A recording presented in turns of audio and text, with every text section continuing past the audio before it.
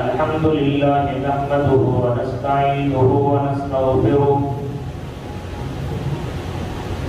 ونعوذ بالله من شرور أنفسنا ومن سيئات أعمالنا من يهده الله فلا مضل له ومن يضلل فلا هادي له وأشهد أن لا إله إلا الله وحده لا شريك له وأشهد أن محمدا عبده ورسوله أما بعد فإن خير الحديث كتاب الله وخير الهدي هدي محمد صلى الله عليه وسلم وشر الأمور محدثاتها وكل محدثة بدعة وكل بدعة ضلالة وكل ضلالة في النار. أعوذ بالله من الشيطان الرجيم. بسم الله الرحمن الرحيم. ويل للمطففين الذين إذا اكتالوا على الناس يستوفون وإذا كالوهم أو وزنوهم يخسرون ألا يظن أولئك أنهم مبعوثون ليوم عظيم يوم يقوم الناس لرب العالمين. وقال النبي صلى الله عليه وسلم ألا إن في الجسد مضغة إذا صلحت صلح لها سائر الجسد وإذا فسدت فسد لها سائر الجسد ألا وهي القلب. رواه البخاري. رب اشرح لي صدري ويسر لي أمري واحلل عقدة من لساني يفقهوا قولي. اللهم رب زدني علما. آمين.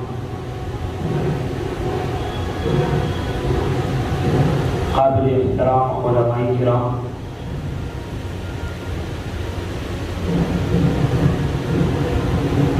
چھوئی اور اس کے قرب و جوار سے آئے ہوئے معزز سامعین حضرات، اسلامی بزرگوں، نوجوان دوستوں، پیارے بچوں اور پردہ نشین میری ماں و بہنوں،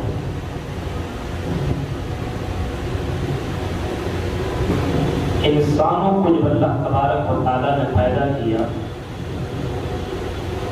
تو پیدا کرنے کے بعد اللہ نے جب دنیا کے اندر بھیجا، ہمارے باپ اور ہماری ماں حضرت آدم علیہ السلام اور حضرت حوا علیہ السلام کو، تو کیوں بھیجا؟ کیونکہ ان دونوں نے ایک غلطی کی تھی جنت میں. اللہ نے کہا تھا فَلَا تَقْرَبَا هَٰذِهِ الشَّجَرَةَ، تو جنت میں جو چاہو سو کرو، جس پھل کو کھانا چاہو کھاؤ،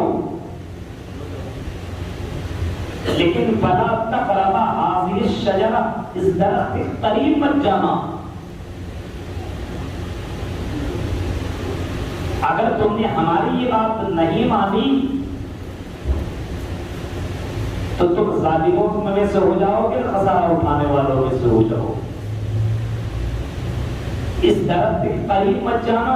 اب درخت کا نام موجود نہیں ہے قرآن و حدیث میں، کون سا درخت تھا، کیا تھا، نہیں تھا، اس سے ہم کو کوئی مطلب نہیں ہے، لیکن اللہ نے منع کر دیا تھا اس درخت کے قریب مت جانا.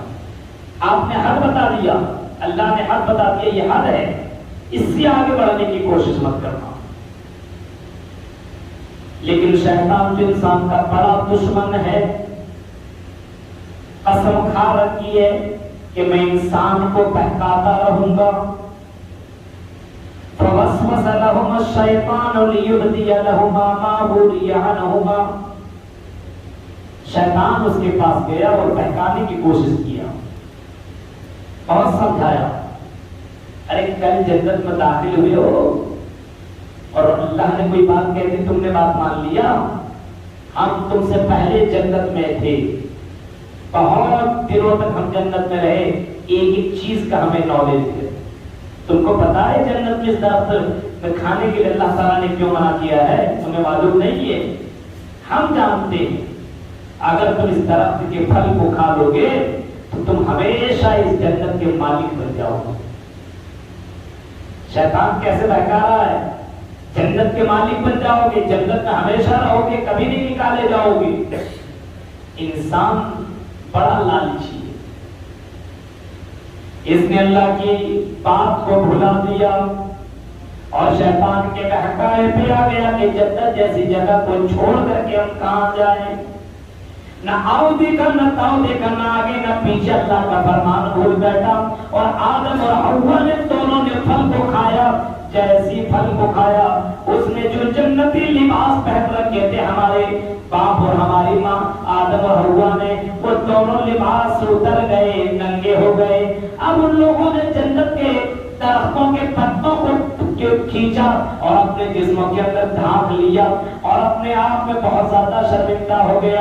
اللہ تعالیٰ نے فرمایا تم نے گناہ کر دیا ہے، تم نے جرم کیا ہے، اب گناہ کرنے کی وجہ سے تم جنت میں نہیں رہ سکتے ہو، جاؤ دنیا کے اندر۔ اللہ نے دونوں کو دنیا میں بھیج دیا اور کہا جب تم گناہوں سے معافی مانگ لو گے تو دوبارہ ہم تمہیں جنت میں انٹری کریں گے۔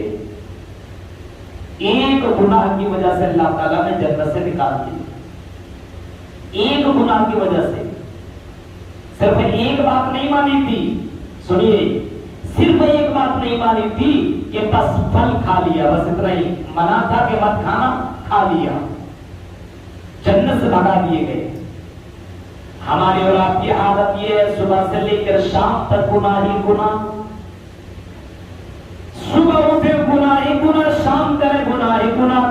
عام مہینے میں بھی لوگ گناہ کر رہا ہے، اس ماہ رمضان میں بھی لوگ گناہوں سے بچا ہوا نہیں ہے، گناہوں پہ گناہ، اور اپنے آپ کو جنتی کا دعویٰ بھی کر رہا ہے۔ کل حزب بما لدیہم فرحون، ہر کوئی اپنے آپ کو جنتی کا دعویٰ کر رہا ہے، میں جنتی تو جہنمی، میں جنتی تو جہنمی، تو دوزخی تو جہنمی، ہر کوئی اپنے آپ کو جنتی کہہ رہا ہے۔ میرے بھائیوں غور کرو، ہمارے کہنے سے جنت میں ہم جا نہیں سکتے، جنت میں جانا ہے تو گناہوں سے ہمیں اور آپ کو بچنا پڑے گا، چاہے وہ کوئی ہو، عالم ہو، جاہل ہو، امیر ہو، غریب ہو، مرد ہو یا عورت ہو، کوئی ہو، اگر گناہوں سے نہیں بچو گے تو جنت کے اندر انٹری نہیں کر سکتے ہو۔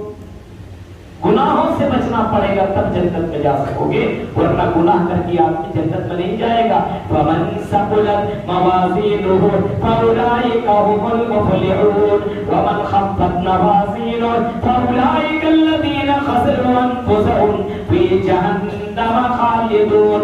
فرمایا جس کا نیکیوں کا پلہ جنت کل قیامت کے دن بھاری پڑ جائے گا، نیکیوں کا پلہ جس کا بھاری پڑ جائے گا، جس کا نیکیوں کا پلہ وزنی ہو جائے گا، فَأُولَٰئِكَ هُمُ الْمُفْلِحُونَ، یہی لوگ جنتی ہیں، یہی لوگ کامیاب ہو جائیں گے اور جنت میں چلے جائیں گے۔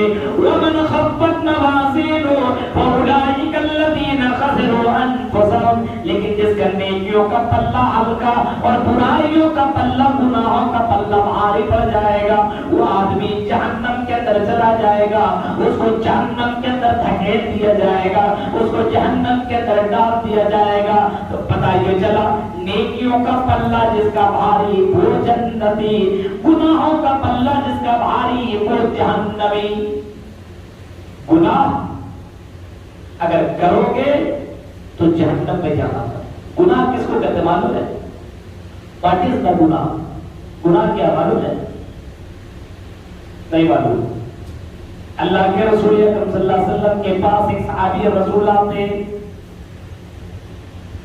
حضرت نواس بن سمعان انصاری کہتے ہیں کہ رسول اکرم صلی اللہ علیہ وسلم کے پاس ایک صحابی آئے اور انہوں نے اللہ کے رسول اکرم سے سوال کیا، عن البر والاثم، اے اللہ کے رسول ہمیں یہ بتائیے نیکی کس کو کہتے ہیں اور گناہ کس کو کہا جاتا ہے؟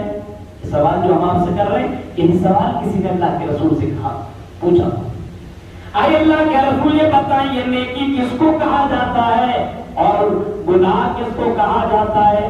آپ نے تو جملے میں آپ نے جواب دیا، آپ نے فرمایا البر حسن الخلق، اچھے اخلاق کو نیکی کہا جاتا ہے۔ اچھے اخلاق سمجھ رہے ہیں؟ اچھے اخلاق ہندو ہو مسلم ہو کوئی مطلب نہیں۔ پیاس لگی ہے، ایک آدمی کرا رہا ہے، یہ نہ دیکھو یہ عبد الرحمن ہے، یہ رام ہے، یہ رحیم ہے، یہ فلاں ہے، آپ نے پانی لیا اور اس کو پلا دیا، یہ اچھا اخلاق میرے بھائیو۔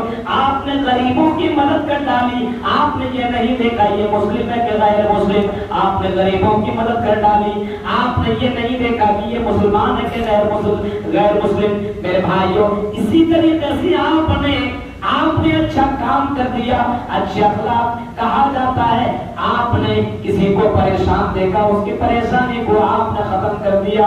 آپ کے گھر میں کوئی مانگنے کے لیے آیا، آپ نے اس کو بنا جانے بنا سمجھے آپ نے اس غریب کی مدد کر ڈالی، اچھے اخلاق یہ۔ آپ کے گھر کے اندر کوئی مہمان آیا، آپ نے اس سے اچھی طریقے سے مہمان نوازی کی۔ میرے بھائیوں اچھے اخلاق تو یہی ہے، آپ نے بڑوں کی عزت کی، چھوٹوں کا ادب کیا، یہ بھی اخلاق ہے۔ آپ نے اپنے ماں باپ کے ساتھ اچھا سلوک کیا، یہ بھی اچھا اخلاق ہے۔ تو نیکی کیا ہے؟ البر حسن الخلق، اچھے اخلاق کا نام ہی نیکی۔ اور گناہ والاسم ما حاک فی نفسک وکرہت ان یطلع الناس علیک، صحیح مسلم کے الفاظ۔ آپ نے فرمایا گناہ یہ وکرہت ان یطلع الناس علیک ما حاک فی نفسک، کوئی کام کرو تو آپ کے دل میں کھٹک پیدا ہو۔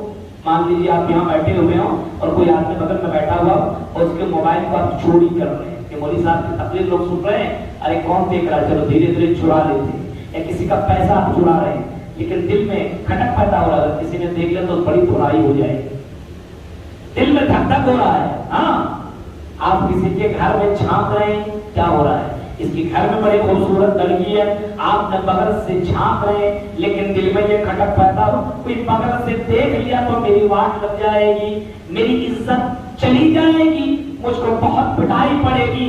آپ کے دل کے اندر دھک دھک ہو رہا ہے، آپ کا دل ڈر رہا ہے، آپ اندر سے آپ کو ڈر لگ رہا ہے، کوئی کام کر رہے ہیں، کھٹک پیدا ہو رہا ہے۔ فرمایا الاسم ما حاک فی نفسک، گناہ یہ ہے کہ کسی کام کے کرنے کی وجہ سے آپ کے دل کے اندر کھٹک پیدا ہو، وکرہت ان یطلع الناس علیک، اور گناہ کی ڈیفینیشن آپ نے آگے یہ فرمائی، آپ نے یہ بتایا کہ گناہ یہ ہے کہ اگر کوئی کام کر لو تو آپ کو یہ لگے کہ اگر یہ کام کسی کو پتا چل جائے تو میری عزت چلی جائے گی۔ کوئی چوری کرتا ہے تو آدمی سمجھتا ہے یار کسی کو پتا ہی نہ چلے، کوئی جان دے گا تو کہے گا یہ تو بہت بڑا چور ہے یار، آدمی دکھتا بہت اچھا، ٹوپی کرتا پاجامہ والے، چور ہے یہ۔ کوئی زنا کر لے اور پتا چل جائے کسی کو تو اس کی عزت، بنی بنائی ہوئی عزت اس کی ختم ہو جائے گی۔ آدمی کو اس بات کا ڈر لگ جائے کہ میرے بارے میں سب کو پتا چل جائے گا تو میری عزت چلی جائے گی۔ فرمایا یہی گناہ ہے، اسی کو گناہ کہا جاتا ہے، اور یہی گناہ ہے کہ آدمی کوئی غلط کام کرے تو دل کے اندر کھٹک پیدا ہو اور کسی کو اس کے بارے میں پتا چل جائے تو اس کی عزت چلی جائے، لوگوں کو لگے کہ کسی کو پتا نہ چلے، یہ ہے گناہ۔ آج ہمارے یہاں دیکھیے، آپ کے گھر کے اندر ہے، موبائل ہے، چیٹنگ کر رہا ہے، گھر والوں سے چھپا کر کے لڑکیوں سے باتیں ہو رہی ہیں، چوری چوری چپکی چپکی حرام پیسے کما کر کے جمع کر رہا ہے، لوگوں کو پتا نہیں چل رہا ہے، نہیں چلا رہا کہ لوگ جان جائے کہ حرام ہو رہا ہے، اپنی عزت بھی بچا رہا ہے، گناہ بھی کر رہا ہے۔ میرے بھائیوں ذرا تصور کرو، یہی گناہ ہے جس کو اسلام نے گناہ قرار دیا ہے، گناہ قرار دیا۔ آپ کے دل میں کھٹک پیدا ہو تو سمجھ جائیے گناہ ہے۔ کسی کے ساتھ آپ کسی لڑکی کے ساتھ جاؤ اور دل میں کھٹک نہیں، ارے کوئی دیکھ لگا تو گاؤں والا بہت مار مارے گا، تیری شادی نہیں ہوئی، فلاں لڑکی کے ساتھ تو پارک میں گھوم رہا تو وہ تھی کون؟ دل کے اندر کھٹک پیدا ہوگا، یہ گناہ ہے، گناہ۔ تو میرے بھائیوں اسی کو گناہ قرار دیا گیا ہے. آج ہمارے یہاں گناہ لوگ کر رہے ہیں اور لوگوں سے چھپا کر کے کر رہے ہیں. یستخفون من الناس ولا یستخفون من اللہ. لوگوں سے تو چھپاتے ہیں, لوگوں سے تو بچاتے ہیں اپنے آپ کو کہ لوگ نہ جانے, لیکن اللہ سے اپنے گناہوں سے چھپانے کی کوشش نہیں کرتے. حالانکہ اللہ تبارک و تعالی انسانوں کے حرکتوں کو ریکارڈ کر رہا ہے. اللہ تعالیٰ جان رہا ہے میرا یہ بندہ جو گناہ کر رہا ہے, بند کمرے کے اندر کر رہا ہے, اللہ تبارک و تعالیٰ دیکھ رہا ہے. اللہ تبارک و تعالیٰ کے CCTV کیمرے کے اندر تم قید کیے جا رہے ہو, ریکارڈ کیے جا رہے ہو.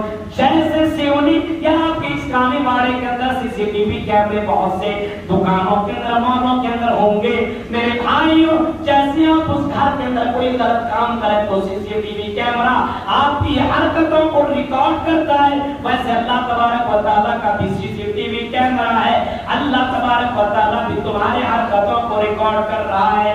انسان گناہ کر رہا ہے, انسان سے بچا کر کے, لیکن جس سے بچنا چاہیے اس سے انسان اپنے گناہوں سے نہیں بچا, اللہ سے بچنا چاہیے کہ اللہ تبارک و تعالیٰ دیکھ رہا ہے. اسی وجہ سے اللہ کے نبی صلی اللہ علیہ وسلم جب حضرت معاذ بن جبل کو یمن کی طرف گورنر بنا کر کے بھیجنے لگے تو آپ نے فرمایا تھا معاذ بن جبل تم یمن کی طرف جا رہے ہو, اتق اللہ حیث ما کنت.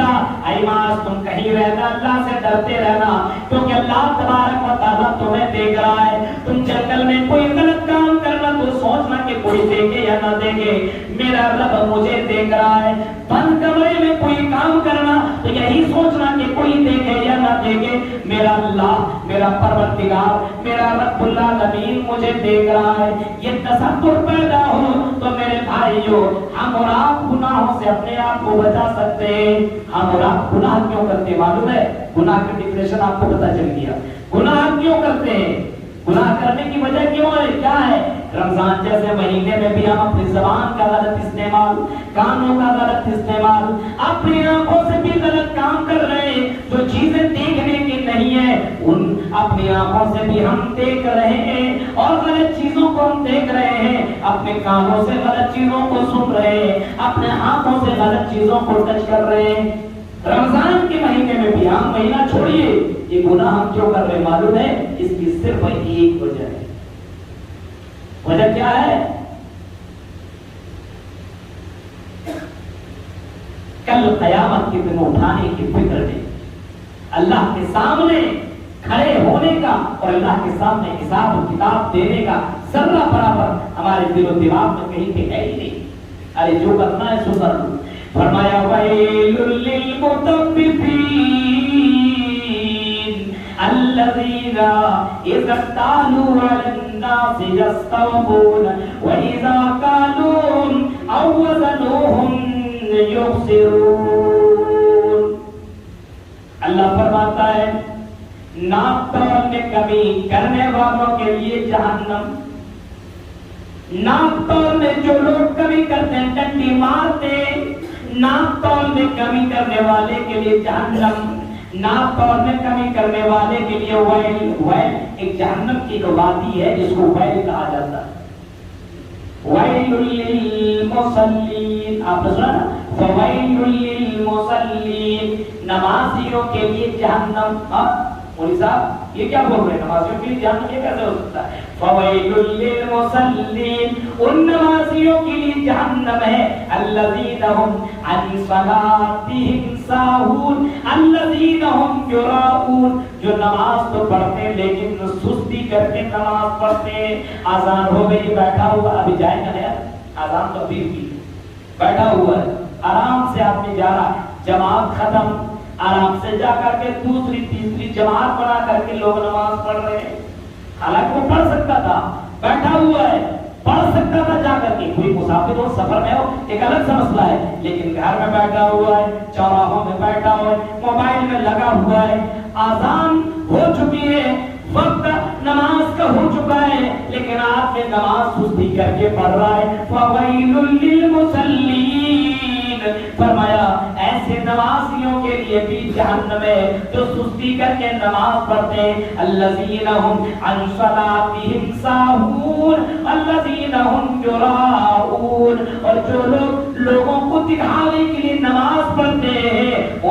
لیے بھی جہنم ہے. نماز پڑھ رہے ہو لیکن جہنم. لوگ ہم کو نمازی کہیں گے نماز پڑھنے کے لیے آ رہا ہے تو اس کے لیے جنت نہیں ہے. نمازیوں کے لیے بھی جہنم ہے جو دوسروں کو دکھانے کے لیے نماز پڑھتا ہے اور جو سستی کرنے کے لیے کر کے نماز پڑھتا ہے اس کے لیے جہنم ہے.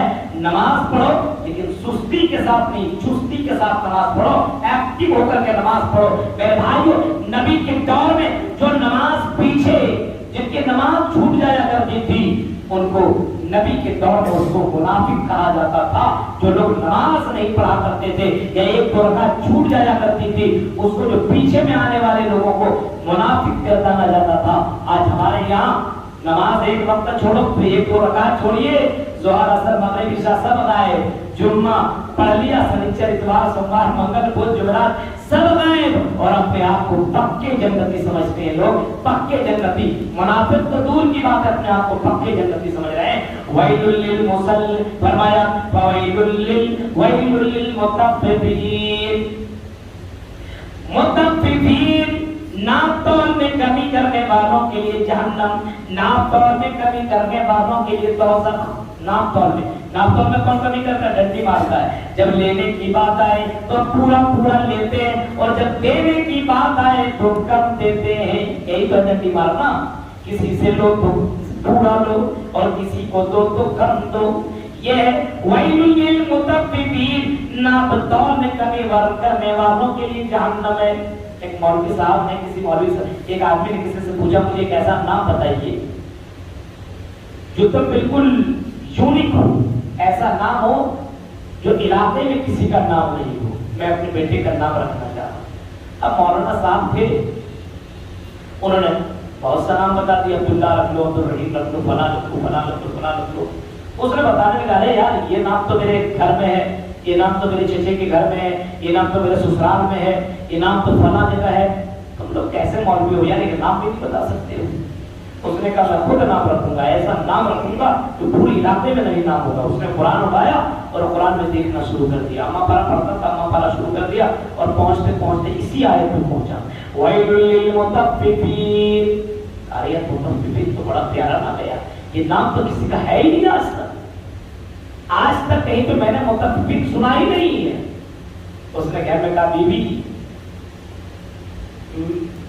میرا شکریہ ادا کر, میں ایک ایسا نام رکھنے جا رہا ہوں جو علاقے میں کسی کا نام نہیں. تو بولا کیا نام ہے؟ وہ بولا وہ بھی قرآن کی آیت سے میرا نام. بولا کیا نام ہے؟ مطففین. بیوی نے مطففین بہت اچھا نام. عقیقہ کا سب کچھ ہو گیا. مولوی صاحب سے جا کر کے کہتا, مولوی صاحب ہم نے ایک ایسا نام رکھا ہے جو آپ لوگ کبھی ذہن میں نہ بھی کر سکتے. کہا کیا نام رکھا؟ کہا کہ ہم نے اپنے بیٹے کا نام رکھا مطففین. مولوی صاحب نے کہا کہ اس کا معنی بھی تم نے پڑھا ہے؟ کہا کیا مطلب ہوتا ہے؟ بولا کہ اس کا معنی ہوتا ہے چوروا, چوری کرنے والا, ڈنڈی مارنے والا. تم نے اپنے بیٹے کا نام ڈنڈی مارنے والا رکھ دیا. تو کچھ لوگ یونیک نام کے چکر میں میننگ بھول جاتے ہیں اور اپنے بیٹے کا نام چور رکھ دیتے. ویل للمطففین, جہنم میں ناپ تول میں کمی کرنے والوں کے لیے. کیوں ناپ تول میں کمی کیوں کرتے ہیں؟ لوگوں سے پورا پورا کیوں دیتے ہیں اور کم کیوں دیتے ہیں؟ فرمایا الا یظن اولئک انہم مبعوثون. فرمایا ان کو دوبارہ زندہ ہونے کا یقین نہیں ہے, ان کو یقین نہیں ہے کہ دوبارہ زندہ کیا جاؤں گا اور اللہ کے سامنے کھڑا کیا جاؤں گا. آج مسلمانوں کا بھی عقیدہ یہی ہو چکا ہے کہ مر جائیں گے, سڑ جائیں گے, گل جائیں گے اور اس کے بعد اللہ تعالیٰ دوبارہ ہمیں زندہ نہیں کرے گا, دوبارہ ہمیں اللہ تعالیٰ اٹھائے گا نہیں. فرمایا زعم الذین کفروا ان لن یبعثوا قل بلی وربی لتبعثن ثم لتنبؤن بما عملتم وذلک علی اللہ یسیر.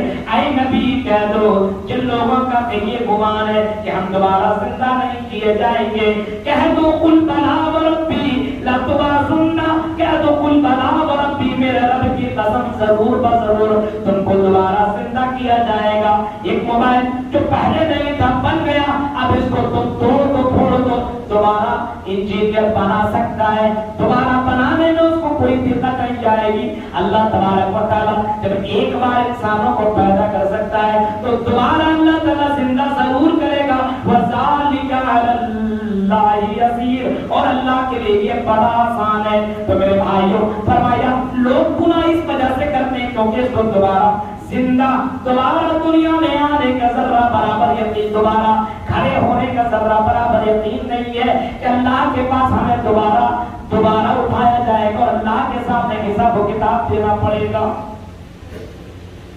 اللہ کے پاس کھڑے ہونے کا ذرہ برابر یقین نہیں ہے۔ اگر یہ یقین ہو جائے کہ جو کام آج میں کر رہا ہوں کل مجھے اللہ کے سامنے حساب دینا پڑے گا، تو مجھے نہیں لگتا کہ آدمی گناہ کرے۔ یہ آدمی تصور کر لے زنا کر رہا ہوں اللہ کے سامنے جواب دینا پڑے گا، شراب پی رہا ہوں مجھے اللہ کے سامنے جواب دینا پڑے گا، میں روزہ نہیں رکھ رہا ہوں مجھے اللہ کے سامنے جواب دینا پڑے گا، میں غریبوں یتیموں مسکینوں کی کفالت نہیں کر رہا ہوں امیر ہو کر کے مجھے اللہ کے سامنے جواب دینا پڑے گا۔ اگر یہ یقین ہو جائے اور اگر یہ دل کے اندر یہ یقین پیدا ہو جائے تو میں سمجھتا ہوں کہ آدمی گناہوں سے بچ سکتا ہے۔ غور کرو میرے بھائیوں، پہلے کے لوگ کیسے تھے؟ اللہ کی قسم جس کو یقین تھا کہ اللہ کے سامنے مجھے جواب دینا پڑے گا، مومن وہ ہے جب کوئی گناہ کرتا ہے تو ایسا لگتا ہے کہ پہاڑ اس کے اوپر کھڑا ہے اور پہاڑ اس کے جسم کے اوپر گر جائے گا۔ حضرت عبداللہ ابن مسعود کہتے ہیں کہ مومن وہ ہے ان المؤمن یرا ذنوبہ کانہ اور ان المؤمن یرا ذنوبہ کانہ واقع، فرمایا ان المؤمن یرا ذنوبہ، جب مومن کوئی گناہ کرتا ہے تو اس کو ایسا لگتا ہے یخاف ان یقع علیہ، گویا کہ پہاڑ اس کے اوپر کھڑا ہے اور پہاڑ اس کے سر کے اوپر گر جائے اور وہ چکماچور ہو جائے۔ گناہ کرنے کے بعد ایک مومن کانپنے لگتا ہے، لرزنے لگتا ہے، رونے لگتا ہے، گڑگڑانے لگتا ہے کہ اللہ میں نے غلطی کر دی، اللہ مجھے معاف کر دے، اللہ مجھے معاف کر دے۔ لیکن جو فاجر ہوتا ہے گنہگار ہوتا ہے، جو اللہ کا نافرمان بندہ ہوتا ہے، وَإِنَّ الْفَاجِرَ يَرَىٰ ذُنُوبَهُ كَذُبَابٍ مَرَّ عَلَىٰ أَنفِهِ، فرمایا ایک فاجر وہ ہوتا ہے گناہ کرنے کے بعد ایسا لگتا ہے کہ اس کے کان میں ایک مکھی بیٹھی ہے، ناک میں ایک مکھی بیٹھی ہے اور مکھی کو ایسے بھگا رہا ہے اور گناہ پہ گناہ کر رہا ہے، شراب پی رہا ہے، جوا کھیل رہا ہے، زنا کر رہا ہے، فلمیں دیکھ رہا ہے، آنکھوں سے غلط کام کر رہا ہے، کانوں سے غلط کام کر رہا ہے، زبان سے غلط کام کر رہا ہے، پیروں سے غلط کام کر رہا ہے، ذرہ برابر احساس نہیں ہے۔ فرمایا ایسا اس وجہ سے کر رہا ہے کیونکہ اس کے دل کے اندر زنگ لگ چکا ہے۔ ایک انسان جب کوئی گناہ کرتا ہے، اللہ کے نبی صلی اللہ علیہ وسلم فرماتے ہیں، بخاری کے الفاظ، اللہ کے نبی صلی اللہ علیہ وسلم فرماتے ہیں، امام احمد بن حنبل نے مسند کے اندر اس کو ذکر کیا، فرمایا ایک آدمی جب گناہ کرتا ہے، ان العبد اذا اخطا خطیئۃ نکتت فی قلبہ نکتۃ سوداء، جب انسان کوئی غلطی کرتا ہے اس کے دل کے اندر ایک کالا دھبا لگ جاتا ہے۔ جیسے میں نے کوئی غلطی کی یا آپ نے کوئی غلطی کی، جھوٹ بولا یا کسی کو گالی دی، ایک غلطی کی تو دل میں کالا دھبا لگ گیا۔ فرمایا فَإِن تَابَ وَاسْتَغْفَرَ، اگر آدمی گناہ کرنے کے بعد توبہ کر لے، اے اللہ میں نے جھوٹ بولا اللہ مجھے معاف کر دے، اے اللہ میں نے زنا کہ اللہ مجھے معاف کر دے، اے اللہ میں نے فلاں کو گالی دی اللہ مجھے معاف کر دے، اے اللہ میں نے مارا فلاں کو ظلم کیا فلاں کے اوپر اللہ مجھے معاف کر دے، اے اللہ میں نے فلاں کو پیٹا اللہ مجھے معاف کر دے، اے اللہ میں نے فلاں کے اوپر میں نے ظلم کیا معاف کر دے۔ فرمایا اگر کوئی آدمی گناہ کرنے کے بعد توبہ کر لے، فَإِن تَابَ وَاسْتَغْفَرَ، اگر معافی مانگ لے تو دھبا دل کے اندر لگا ہوا ہے وہ دھبا ہٹ جاتا ہے، اس کا دل کلین ہو جاتا ہے۔ لیکن اگر آدمی گناہ کرتا ہے اور گناہ کرنے کے بعد آدمی توبہ نہ کرے، معافی نہ مانگے، استغفار نہ کرے، روئے نہیں، بلکہ گناہ ایک گناہ کے بعد پھر دوسرا گناہ، شراب بھی پیا، جوا بھی کھیلا، جھوٹ بھی بولا، زناکاری بھی کی، جھوٹ بولنے کے ساتھ ساتھ کسی کو مارا پیٹا، ظلم کیا، کسی کی زمین کے اوپر ناجائز طور پر قبضہ کر لیا، یعنی گناہ بھی گناہ کرتے چلا جاتا ہے۔ فرمایا گناہوں پہ گناہ کرنے کی وجہ سے ایک دھبا نہیں، اب دل کے اندر کئی دھبے لگ گئے اور یہ دھبے اتنے زیادہ لگ گئے کہ پورا دل اس کا کالا ہو گیا، اور اسی کو قرآن نے ران کہا ہے۔ فرمایا کلا بل ران علی قلوبہم قلوبہم ما کانوا یکسبون، ان کی دلوں کے اندر سنگ لگ گیا ہے، اب قرآن کی آیتیں ان کو اثر نہیں کر رہی ہے، اب رسول کی حدیثیں ان کو سمجھ میں نہیں آ رہی ہے، اب جہنم کا منظر اس کے دل میں نہیں پہنچ رہا ہے، اب عذاب قبر بیان ہوتا ہے پھر بھی کوئی فرق نہیں پڑتا ہے۔ اور مسلمانوں کہیں ایسا تو نہیں ہے کہ ہمارے دلوں میں سنگ لگ گیا ہے، کہیں ہمارے دلوں کے اندر سنگ تو نہیں لگ گیا ہے۔ اللہ کے نبی صلی اللہ علیہ وسلم نے کبھی فرمایا تھا، نعمان بن بشیر راوی حدیث ہے، وہ کہتے ہیں کہ اللہ کے نبی نے فرمایا، الا ان فی الجسد مضغہ اذا صلحت صلح لها سائر الجسد واذا فسدت فسد لها سائر الجسد۔ انسان کی باڈی میں، شریر میں، انسان کی بدن میں ایک ایسا ٹکڑا ہے، اگر وہ ٹکڑا خراب ہو جائے تو انسان کا پورا باڈی خراب ہو جاتا ہے، اور اگر وہ باڈی کا ٹکڑا ٹھیک ہو جائے تو انسان کا پورا باڈی ٹھیک ہو جاتا ہے۔ فرمایا انسان کا وہ دل ہے، انسان کا دل ٹھیک ہو تو انسان پورا کا پورا ٹھیک ہو جاتا ہے، اور اگر انسان کا دل برا ہو جائے، انسان کا دل خراب ہو جائے تو پورا انسان کا باڈی، پورا انسان کا پورا شریر انسان کا خراب ہو جاتا ہے۔ تو میرے بھائیو، ہمارے دلوں میں سنگ لگ گیا ہے، دلوں کو سدھارنے کی ضرورت ہے۔ اب دلوں کی اصلاح کیسے ہو، گناہوں سے کیسے بچا جائے؟ دو چار باتیں۔ ایک بات یہ کہ آخرت کو آدمی نہ بھولے، اللہ کے سامنے کھڑا ہونا ہے، اس بات کو آدمی کو یقین کرنا ہے۔ دوسرا یہ کرنا ہے، نماز کی پابندی کرنی ہے، کیونکہ نماز انسانوں کو گناہوں سے بچاتا ہے۔ اس کے علاوہ مزید باتیں انشاءاللہ رات میں بغلئی میں رات میں میرا پروگرام ہے، انشاءاللہ وہاں ایک الگ موضوع کے اوپر میرا خطاب ہوگا۔ اللہ تعالیٰ سے دعا کرتا ہوں کہ رب العالمین ہم جميع مسلمانوں کو تو گناہوں سے بچا، اور گناہوں سے بچنے کی جو طریقے ہیں ان طریقوں کو اپنانے کی ہمیں توفیق عطا فرما۔ اس ماہ رمضان میں جو کہ بڑا ہی بابرکت مہینہ ہے، اس مہینے میں کم سے کم اپنے آپ کو گناہوں سے بچائیے، اور اس مہینے میں اگر آپ نے بچا لیا تو آئندہ آنے والے مہینے میں بھی آپ بچ سکتے ہیں، بچا سکتے ہیں، کیونکہ یہ مہینہ پریکٹس کا مہینہ ہے، یہ آپ کو پریکٹس کروا رہا ہے۔ انسان پریکٹس کر لے گا تو آگے 11 مہینے اس کی زندگی اسی طریقے سے چلے گی۔ اللہ تعالیٰ سے دعا ہے رب العالمین جو باتیں کہی گئی ہے ان باتوں کے اوپر ہم جميع مسلمانوں کو، کہنے والے کو بھی اور سننے والے کو بھی، سب کو عمل کرنے کی پوری توفیق عطا فرما۔ آمین۔ وآخر دعوانا الحمدللہ رب العالمین۔